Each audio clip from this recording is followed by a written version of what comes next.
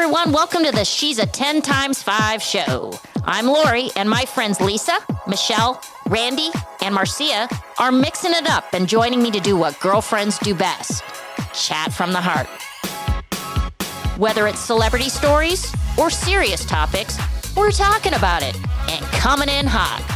Join us as we bring you the aha moments of learning, reflection, inspiration, and of course, a whole heck of a lot of fun. Let's go. This episode is brought to you by...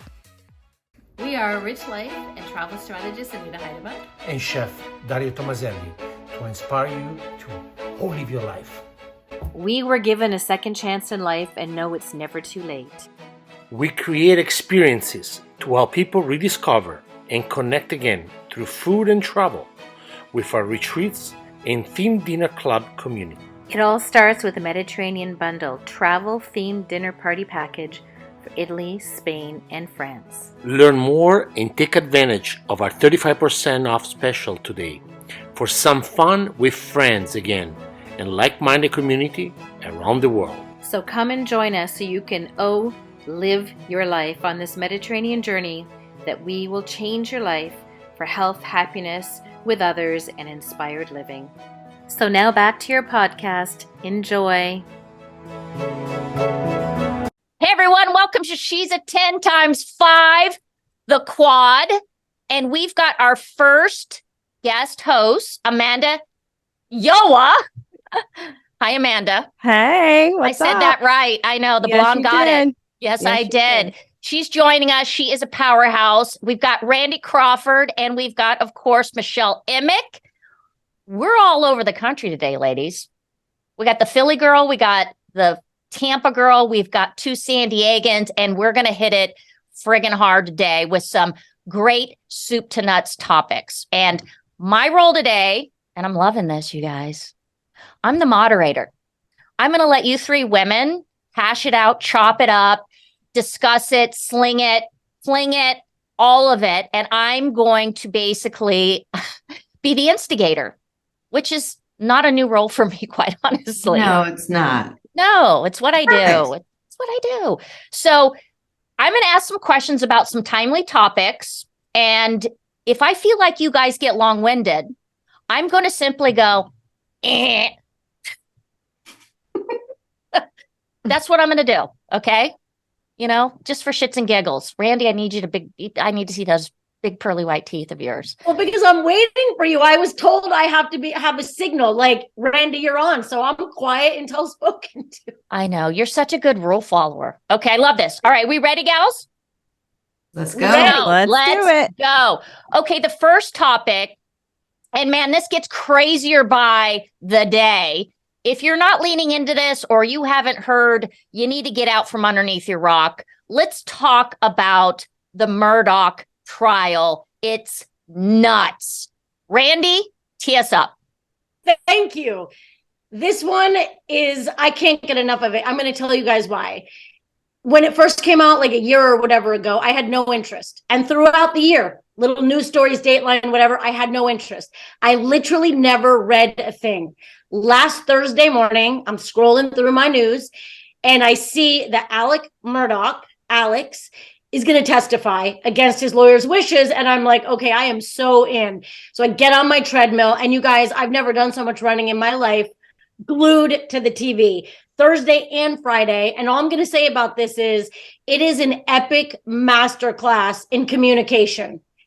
I mean, we can go into all the details, but you want to see somebody taking facts and turning, Maggie into Mags and Paul into Pawpaw and Bubba the dog into like the chicken eating dog. You don't even know what's going on at this point. He's good.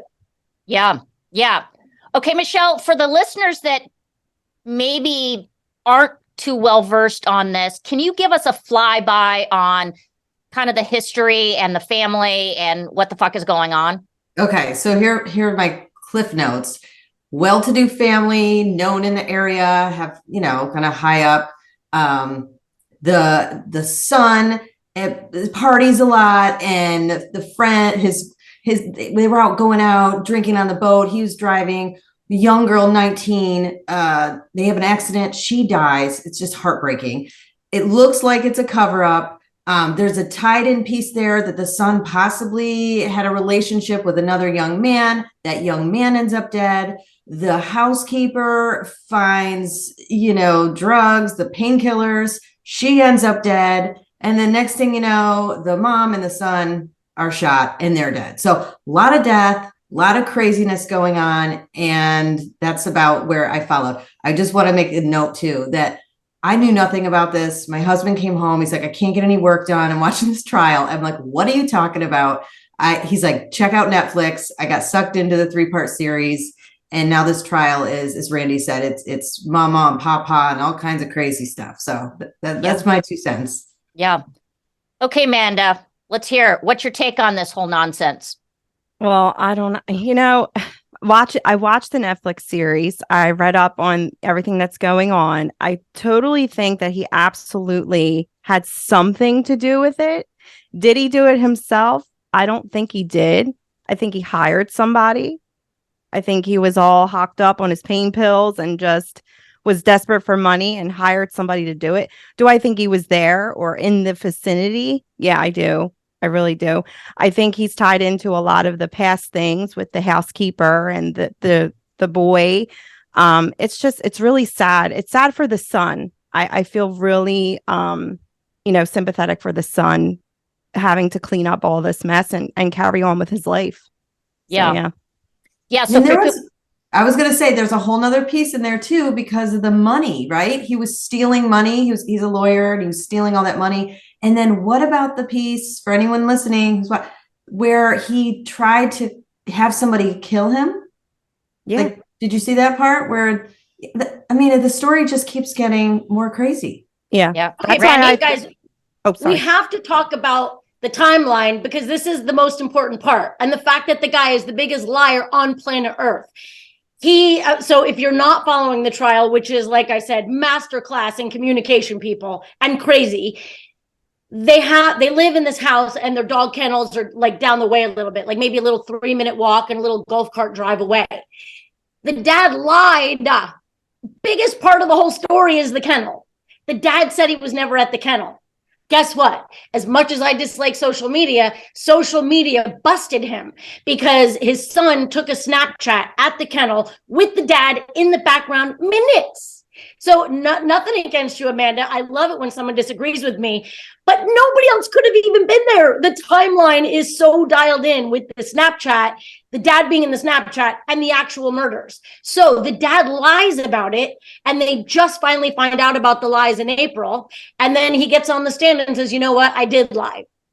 I lied about everything to everyone. So he tries to blame that all on his drug use. And rather than the lawyer getting in front of that and deep diving into the timeline and into the lies and into the kennel, this guy in his master communications is spinning so many stories. We're thinking about dogs eating chickens and scaring them.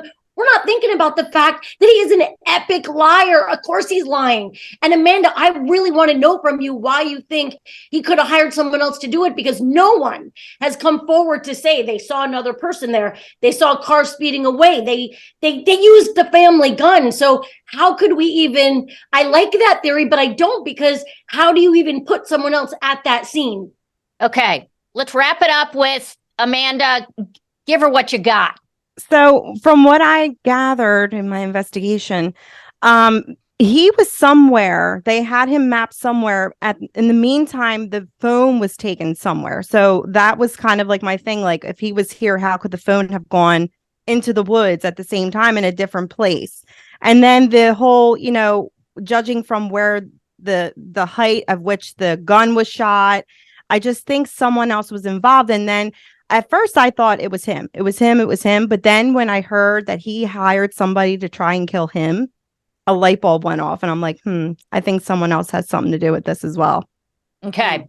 I'm going to end this with, I think we're just starting to unravel the cable knit sweater that keeps knitting and knitting and knitting. And I'm kind of in agreement with Amanda and with you, Randy. I 100% think that he was there, but I think that someone else was involved too. I think Bruno was there. Someone, I think this guy's a chicken shit. I don't think he could pull a trigger. So let's wait to see what happens. But if you're not watching this, You should be, because it is like it's everything. It is a soup to nuts, right? Yeah. All right.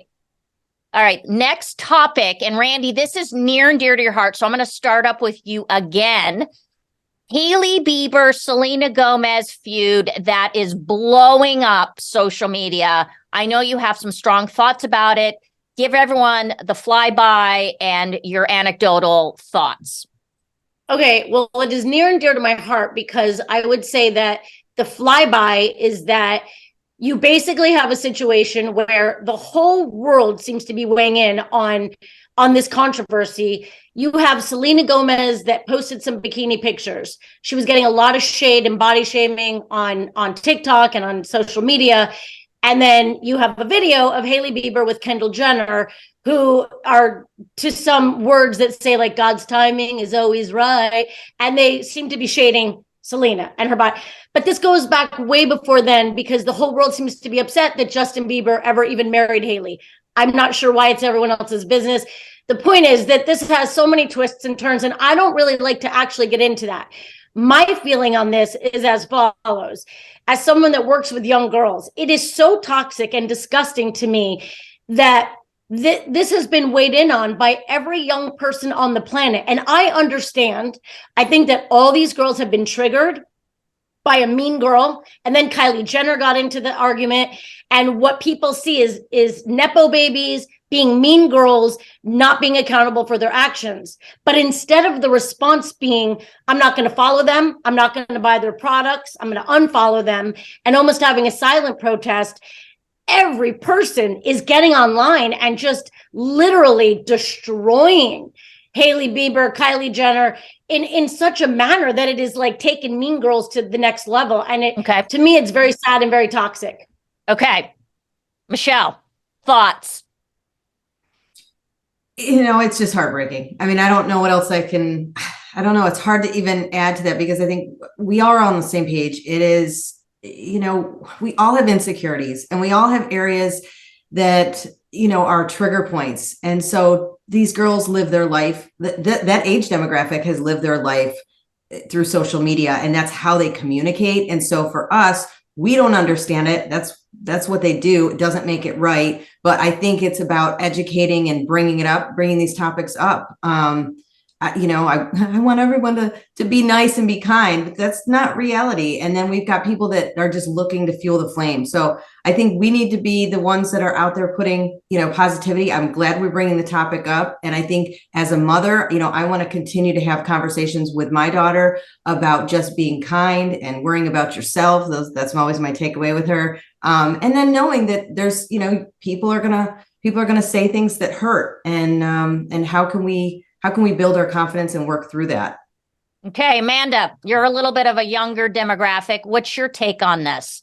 I haven't really been too invested in it, but I was looking it up, and it's despicable. It really is. And, these girls have to remember, although they're young, they're also like role models for girls. And it's like, what kind of message are you giving? And I always say to my daughter, she's 10, but I say, if someone's being mean or being a bully, it has nothing to do with what they say to you. It's how they feel about themselves.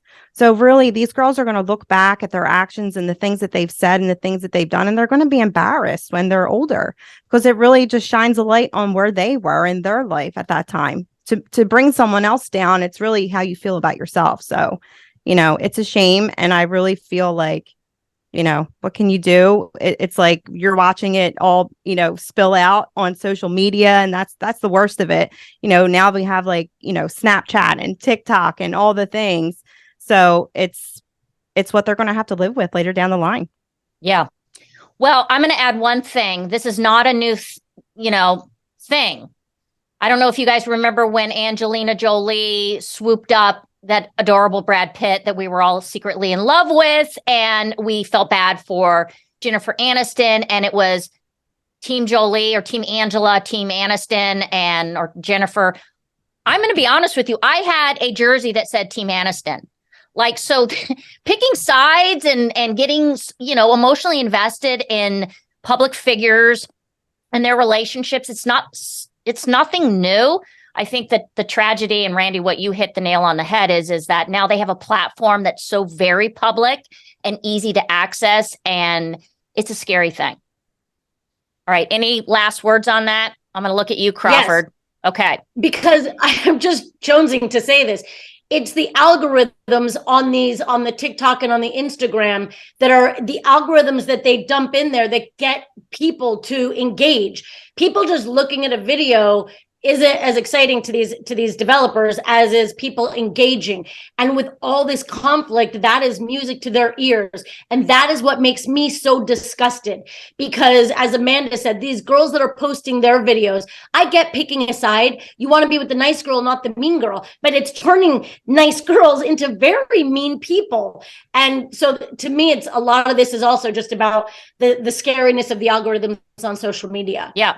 And Randy, that I've been on the receiving end. I'm not even a TikToker. I posted what I felt like was a feel good video to highlight a organization and a small business that I am obsessed with. And I got, I was like the turkey on Thanksgiving that went in the deep fryer with people that didn't even know me. So I get it. And it was because of the algorithm, almost 1 million views. For who am I? Just some mom out there trying to highlight a cookie company that I really love. All right. We ready for the next one? Okay. So this is going to be really short because we have yet to get a lot of detail, but I feel like I feel like I need to be able to look at myself in the mirror. It just came out on every major network that COVID came out of a lab in Wuhan. Okay. All I want to know is who's surprised. Raise your hand. Okay. Randy, you said this. I said this from the onset, and we were, looked like we had food on our face that this thing came. They shut the world down. They don't do that for Ebola. They don't do it for SARS. We are the most vulgar capitalist pig country, which, I say that, but I love our country, obviously. You don't shut down the world economy unless you're scared of we didn't know what was going on. What do you think, Randy? Well, I got in trouble with my own husband for saying that right at the get-go. I think that it's such a duh factor. It just makes me, it's like hard to watch. Yeah. The director of the FBI on there being like, well, this is, and then you go back and you look at the videos of Tony Fauci. And honestly, I don't even watch a lot of that because it makes my blood boil so bad. I almost feel like, is that where cancel culture really picked up? Because if you said anything against, what was going on, people canceled you and they were pissed off at you. Is that where it kind of started? Michelle? I don't know, but I too, I stopped watching the news because I feel like all we get are talking points. And I don't believe what we're being told. And that's really sad, but that's the reality. And that's what media has turned into. It's, this is going to be the narrative we drive, and we're going to push that out until people are, believe it. We're not supposed to be free thinkers. And I think obviously the president at the time didn't have the best delivery, but I do think that, there was a lot of people that agreed with, thought where it came from, and now it's coming out that it actually did. Yeah. All right, Amanda. Yeah, I totally agree. I think, it really is a lot to do with cancel culture. I remember, speaking my truth on certain things that if you just did your own research, you would find it rather than watching the news, which honestly is just an agenda. It's not the actual news. It's an agenda driven information, but if you did your own research, I knew from the beginning it was made in a lab. Now it's circling back. They're admitting that it's the truth. It's not like, oh, look what we just discovered. No, they're admitting, yeah, this is where it came from. It was the truth. And Trump told us that from the beginning. It's from China. Yeah. So, my kind of thing, being a cognitive person was, everyone was getting sick in different ways. And to me, when you have a natural born virus, there is some form of consistency with symptoms and ailments and whatnot. I'm going to leave it with this. The most disheartening thing for me, and I do not watch talking head TV. I have a husband that does, but I put on my earphones or I get my nose in a book. But what do we believe? And I think you're absolutely right, Michelle. We're giving talking points, and now we've got, balloons that are flying over. We still don't know what the hell is going on there. I think it's really scary for just the normal public person, especially someone who's not willing to read or deep dive, that you buy into the BS. And I guess that's the lesson here, right? Don't do that. No. No. Okay, No. final. This is our final. And I think we're going to end on a positive, like a light note. Yeah, we got really heavy right there. Right? Yeah, But these are things that we need to be mashing up. And I'm glad we are. And I've got 3 really bright women doing it, to my left, to my right, and my center, I guess. I don't know. We're all okay, Oscars. I'm a huge Hollywood fan. I throw an Oscar party every year. I even have a little red carpet that I roll out. We get in our jammies and we get all into it, the whole hoopla of it. So I like to watch leading up to all of the Best Picture nominees. And, typically the Best Picture also gives you a lot of the actors and actresses that are also being recognized. I got to be honest, guys, I've been underwhelmed with the lineup here. And I some of them I couldn't even watch all the way through. And one in particular, because I want to dial in on, and let's give it a review. I don't know if you've seen it, and it really doesn't matter because you probably heard about it, is that I think will win Best Picture and Best Actress is Everything Everywhere All at Once. Okay, Randy, seen it? Weigh in. What's your thoughts? Well, first I would ask you, why would you just make that comment that you think that they're going to win? Are you hearing whispers, Oscar whispers? Well, it's the pregame. You got the Golden Globes that kind of run up to. You just had the SAG Awards that she won. So I think that's kind of the it film. And I watched it, and I'm just going to give you. I felt like I was watching The Matrix meets Kill Bill meets. It was the weirdest friggin' thing I've ever seen, and it's subtitled too, so you can't just look away. I don't know. I thought it was a hairball. I thought it was a disaster. I don't know. Not a Best Picture for me. Well, I mean, I'll be honest with you. My husband and I watch movies all the time. We read and we watch movies. That's what we love to do. And because I knew we were going to talk about this the other night, I said to him, we have to put this on. And he never turns the movie off, because once he's invested the time, we turn the movie off. I mean, I started out and I wanted to like it so badly because I absolutely believe with all my heart we need more Asian representation. I loved the movie Crazy Rich Asians. This movie started and I was like, I like the first scene in the laundromat, laying out their lifestyle. And the minute it went into that dimensional shit, I was like, what am I watching? Yeah. I didn't dislike it. I hated it. Hard no. Okay. All right. What do you got, Michelle? I was going to say, Randy, tell us how you really feel. Yeah. Okay. Let's just put it out there. I've only seen 2 of the movies that are up for Best Picture. I did watch the trailer because you said we were talking about this, and it looked like it would be really great if I was under the influence. That's microdosing. Looked like to me. Some of the funny stuff. And so I was like, yeah, I can't really, being with clear sound in mind, give 2 cents. So I only saw the trailer. I will say, I was looking at the movies. I did see Elvis and Top Gun, which I thought were both great.